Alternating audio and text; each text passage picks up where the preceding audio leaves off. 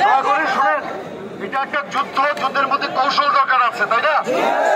আমি একজন সেনাবাহিনী লেফটেন্যান্ট কর্নেল রিটায়ার্ড। আমি গত পরশুদিন আপনার শহীদ মিনারে গিয়েছিলাম একত্রতা ঘোষণা করার জন্য। তো আমি আপনাদেরকে একটা কথা বলি, আমি গিয়েছিলাম একজন ক্যাপ্টেন এখানে আছে, তাদের সাথে আমি কথা বলে আসছি।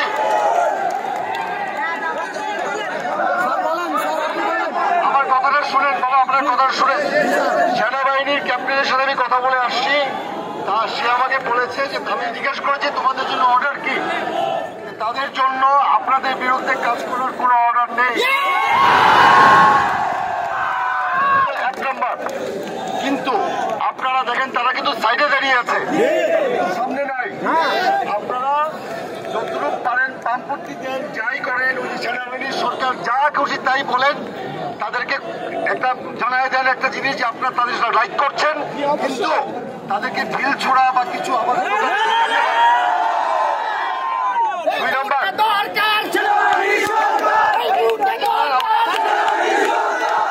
আমার কথাটা শেষ করি আমি। 2 নম্বর হচ্ছে খবর হচ্ছে সেটা হচ্ছে গণভবনের চারপাশে আমাদের যে ঢাকার ব্রিগেডটা আছে 46 ব্রিগেড, সেটাকে ডিপ্লয় করা হয়েছে। তার যে কমান্ডার ব্রিগেডিয়ার ইমরান, সে হচ্ছে শেখ হাসিনার এডিসি ছিল, ক্যাপ্টেন অবস্থায়, মেজর অবস্থায়, বুঝতে পেরেছেন? কিছু কিছু লোক থাকবে। আর যদি আমরা যে নিরস্ত্র মানুষ, আমাদের এটাই শক্তি, নিরস্ত্র, এটা যদি আমরা দেখাই এরাও সরে আসবে। পুলিশের কিছু লোক ওই মনির আছে না, মনিরের সাথে মিলে তাদের এক্সিস্টেন্সের জন্য কাজ করছে। বাট আমি আপনাদেরকে একটু শুনেন মনোযোগ দিয়ে, পুলিশকে বিশ্বাস করবেন না।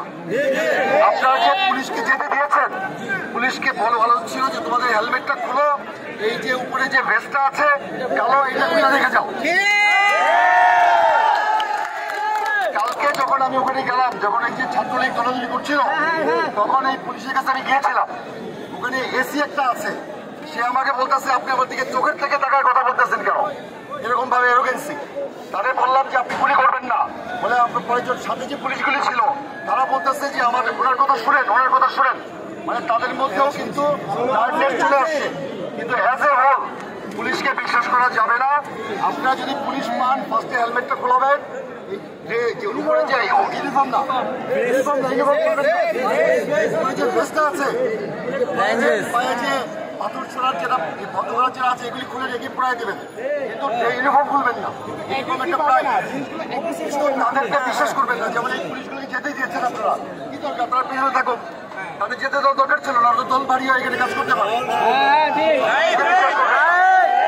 আমার কথা শোনেন, জামা থেকে জাহাঙ্গীর গেট থেকে আমাদের রিটায়ার্ড অফিসাররা করার জন্য রেডি হচ্ছে, কোনোভাবেই কনফ্লিক্টে যাবেন না। আমি এখানে দাঁড়া গেলি আপনারা সেনাবাহিনী ভাই কি বলছেন এগুলি স্লোগান দিতে থাকেন, কিছু লোক করতে থাকেন।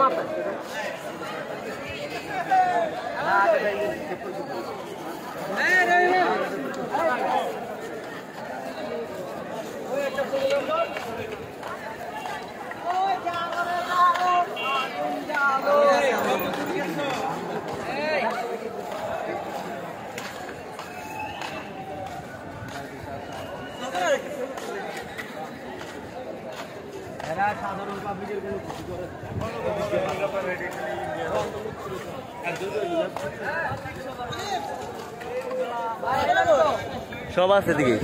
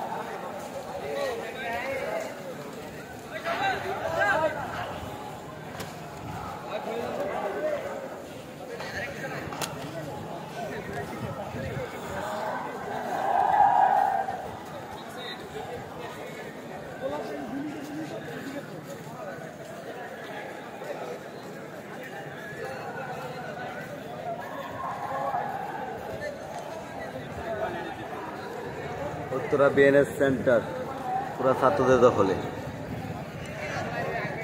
সেনাবাহিনী নীরবতা পালন করছে। শান্তিপূর্ণ সমাবেশ।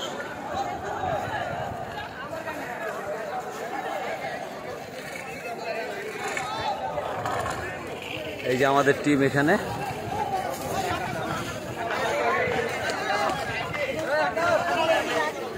এই যে আমাদের শরীফ।